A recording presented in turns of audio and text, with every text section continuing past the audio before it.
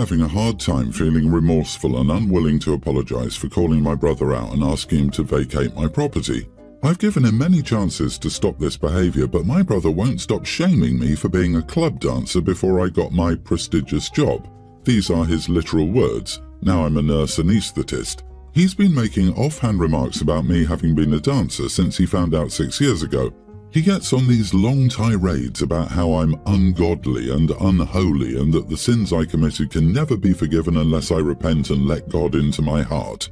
I am not religious. I'm certainly not a Christian and never will be one, but my brother refuses to accept this.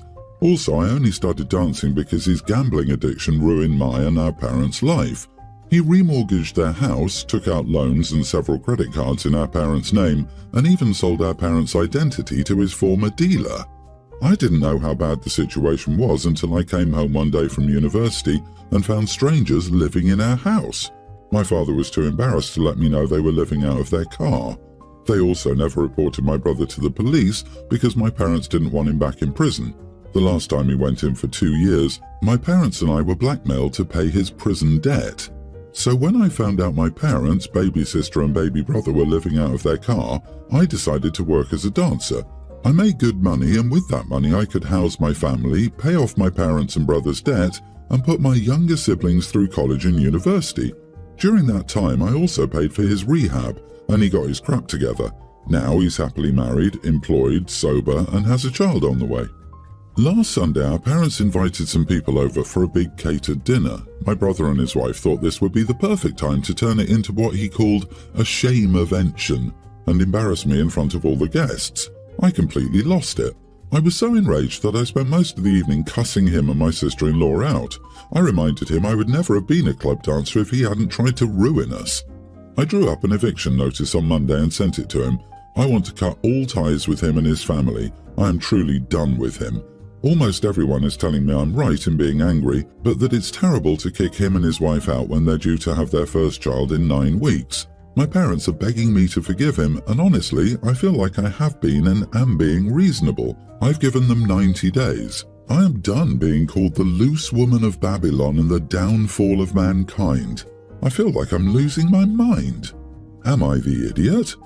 Edit, for clarity, I danced for 5 years and used the money for that to claw myself and my family out of debt and pay for my brother's rehab.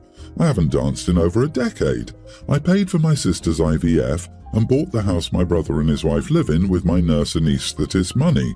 He doesn't feel bad about asking me for help now because this money wasn't made from sinning. Also, my sister-in-law is just as bad as he is. Oh wow, not the idiot. I wouldn't give him 90 days. I'd get some friends to throw all of the stuff out of your house. Change the locks and call the cops that he's trying to break in. I would never talk to your brother again, and if you ever do that witch stuff comments, ask him how his gambling deals are doing and how are the accommodations in jail. Yeah, he's born again, which is always a joke.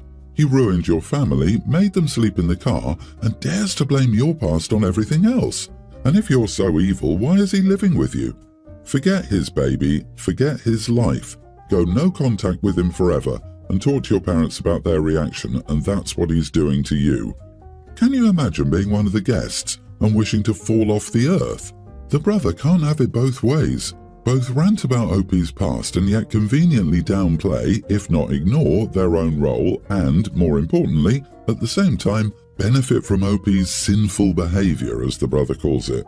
Hopefully OP never has to talk to him again, but if she does, she should ask for all the money she paid for his rehab, bail back, and IVF. OP, you did what you had to do after your parents enabled him to the point of losing everything but their lives and the clothes on their back.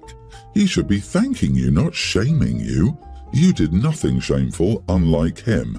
And I'd be cutting off my parents next. This has golden child versus scapegoat written all over it, and my heart aches for you.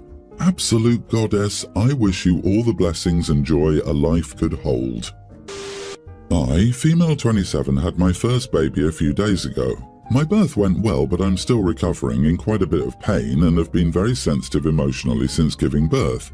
My husband, 27, and I told our families that we'd likely have no visitors for the first 1 or 2 weeks, just to set expectations, but privately we decided to play it by ear and see how we felt.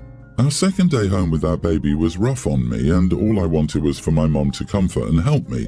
So my husband and I decided to call my mom and have her come over. She was such a significant help, both emotionally and with the baby, so we had her come by every other day since. She went above and beyond to help us. Also, my bestie and her husband live down the street and have been dropping off meals and treats and walking our dog for us, but I don't consider that visiting as much as favours and errands. Mother-in-law found out about my mom's visits and was very upset, so we decided to have her over for a brief visit. Day 6 postpartum. She said they'd bring food and arrived around dinner time. I have celiac disease, so I cannot eat gluten. Mother-in-law brought homemade lasagna, pasta salad, muffins and 2 types of cookies, all full gluten, and explained to me that she was sorry but she had limited notice and only had time to make my husband's favourites. I immediately started crying, and my husband thanked his mom but took me to the other room. He told me he'd take care of it and ordered a delivery on the spot. I composed myself, introduced mother-in-law and father-in-law to baby, and then mother-in-law made another comment about how she wished she could have brought food for me, but it was just so time-consuming and burdensome to make things gluten-free. I snapped and told her she was rude and told her I was angry. Toward the end of the visit, my BFF's husband knocked on the door to come walk our dog, and to my surprise bought us a homemade gluten-free tiramisu. I started crying again and thanked him profusely, and he told us it was no problem and surprisingly easy to make. Mother-in-law was angry. She realized that they'd been coming by and started complaining about how wrong this all was because she had to wait 6 days to see the baby and was faced with my anger. My husband took my baby from her, and father-in-law snapped at her to drop it. They stayed and chatted for a short while, and when Bestie's husband came back to drop our dog off, I sent him home with one of the batches of cookies mother-in-law brought, which upset mother-in-law. Mother-in-law has been texting and calling and trying to rally people against me since. My husband has my back and even went the next day to drop off almost all of the rest of the gluten food to our friends, and he told me to block mother-in-law's number if she kept harassing me. I don't feel like the idiot, but I'm also highly emotional and sensitive to everything right now, and I'm not sure I'm reacting to things reasonably at this time. Most of my in-laws are mad at me. Am I the idiot? Mother-in-law brought homemade lasagna, pasta salad, muffins and 2 types of cookies, all full gluten. I'm a celiac and I laughed. She made all that but didn't have time to make one gluten-free thing. BS. She did it intentionally because she was mad your mom got to meet the baby before her. You are not the idiot. God bless that dear lady. She tried. The impression I get is that as well as making everything about herself, mother-in-law doesn't believe OP really can't have gluten. Her making so much with gluten, all her son's favourites, and then ranting about how hard and time-consuming it is to make anything gluten-free, sounds like she's blaming OP for not eating the food, as if OP has deliberately unreasonable expectations. I didn't get that impression at all. Mother-in-law 100% believes daughter-in-law has celiacs, but she's deliberately made everything with gluten, specifically so that OP couldn't eat it purely to spite her for not letting her see the baby sooner. Mother-in-law is rude as heck. She only had time to make her son's favourites. I'm 10 years postpartum, and I'm so mad at your story it's like I'm full of hormones too. Heck, that lady and her stupid cookies too. Don't let mother-in-law come over until you've healed. As a matter of fact, don't let her come over at all. On the bright side, OP, you have a wonderful best friend and her husband. I'm a grandparent to 3 lovely kids. It's a tradition that I make a baby blanket with the kid's name and give it to the father and mother so they can use it when the kid is born. It took me months to make this blanket due to my embroidering and working. For example, my oldest grandgirl has at least 100 little butterflies on it, along with her name. My grandson had different plants. In short, they take me a long time. The issue started when my daughter-in-law announced she was pregnant. I started making a blanket after asking the theme for the nursery. It was going to have planets and stars on it. Well, I needed the name to figure out how the planets were going to places and how much space I needed. No answer. I asked both again and my daughter got back, Abby. Okay, I started planning until my daughter called me up saying the name was Sam. This confused me and I called up my daughter-in-law asking if I had the right name. She told me to drop it and she isn't telling me. I again explained that I needed the name to make the blanket. Depending on how long it is, it may not fit in the area it needs to go, and I would need to change the design. She told me no. I asked my son the same question. So I didn't make it. Jennifer was born this week. My son and daughter-in-law are angry that I didn't make it. I told them I needed the name, but they weren't hearing it. Am I the idiot? I will still make her a blanket, so I think the claim I don't care about my grandkids at all is really messed up. You are the idiot. This sounds like a power versus boundary battle, and you've succeeded in punishing them for their boundaries. You really couldn't do anything at all without a name. A blanket can be made without the name and still be very personal. You were angry that you weren't being given the information ahead of time and so decided not to do it. It's your right not to make one, but you were punishing them. This reeks of missing reasons. Dollars to donuts that you made comments or suggestions when a name was given to you before the baby was born. You are being a petty toddler. There is no reason you need to know the name before the birth other than nosiness. What if one of your kids picked a name and changed the name once they met their baby? That happens frequently. The picked name doesn't fit the baby they meet. There's no reason for parents to announce the name on the birth certificate before the ink is dry. Not the idiot. It sounds like it's your tradition that you do this for your grandchildren, not their parents. So I disagree with the idiot crowd saying you should have just made a nameless blanket. That's not the gift you wanted to produce for your grandchild. You're entitled to make your gift however you envision it.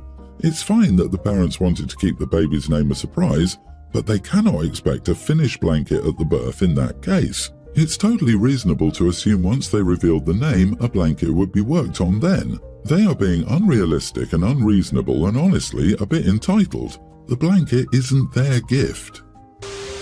My wife and mother have never, not even for a fraction of a second, got along. This was 100% my mother's fault. From the moment I dared to bring my wife home, my mom was hostile, saying my wife wasn't good enough for me and trying to get me to move back home. And yes, it's a culture thing. I'm Mexican, my wife is Irish. I cut my mom off for a very long time and it pained me to do so, but it wasn't worth losing my wife. Well, my wife found out we were having a baby. We made the announcement and somehow my mom found out. She started sending me mailed letters, I had her blocked off everything, and through the mail she expressed her desire to be a grandmother and apologized multiple times. She said she would do better and be more accepting. After many long discussions with my wife, she caved and said my mom was welcome here for 4 days. She lives in Mexico, but we have a spare room, but I said I'd better stand up for her endlessly if my mom acts up. I agreed. My mom saved up for months to travel this way. We're in Colorado. She got here 2 days ago. Everything was fine at first, but tonight, crap hit the fan. Basically, my wife still has trouble eating. She's still nauseous, and whenever her breast milk comes in, it makes her sick to her stomach. She also won't and can't eat when she's nursing because it makes her sick. Well, our daughter is cluster feeding, so my wife has a very small window of when she can eat. Well, my mom wanted to didn't. Instead, she made my mom leave. I know my mom was wrong, but why couldn't she do this for me? I then left. She didn't even try to stop me. She texted me and said, "Why don't you go back with your mom?" Am I the idiot? You are the idiot. If anyone lied, it was you when you said you would handle your mother. You didn't handle your idiot mother. You let her pick and pick at your wife until your wife snapped and finally put your awful mother in her place. Grow a spine and support your wife. You are a moron, if ever there was a worse time to test a woman's patience. Do you understand how hungry you get when breastfeeding? It's worse than when you're pregnant, and your wife is already struggling to get enough calories in. You should have already moved your mom to a hotel or Airbnb or friend's house when she first started in on your wife. Your wife is tired, hormonal, and hungry, and your mom is entertaining herself by antagonizing your wife. You made a mistake reconnecting with your mom and should never have asked your wife to deal with her. Also, making a cultural dish that takes 4 hours in the home of a woman who's suffering from nausea, getting mad because a woman postpartum needs to eat when she can, the mother was looking for and making a problem. I'm going to repeat this in case it needs to be clarified.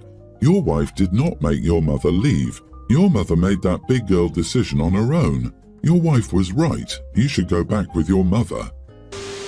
My girlfriend and I have dated for around 3 years. We've lived separately this whole time but obviously see each other often.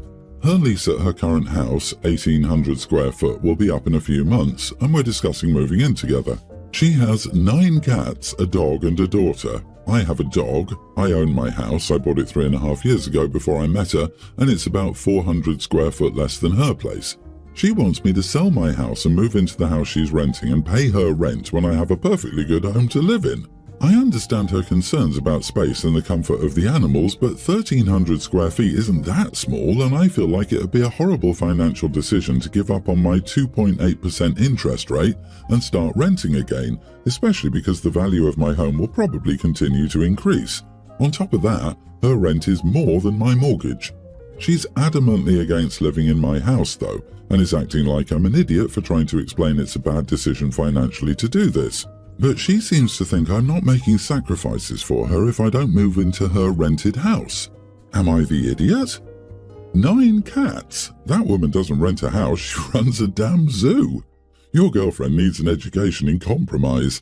Compromise, it turns out, does not mean she gets whatever she wants and her opinion is right. You're an idiot if you disagree. Do not sell your house regardless of whatever else you do. Not the idiot. I cannot imagine wanting to live in an 1,800 square foot house with 2 adults, 2 dogs, a child, and 9 cats.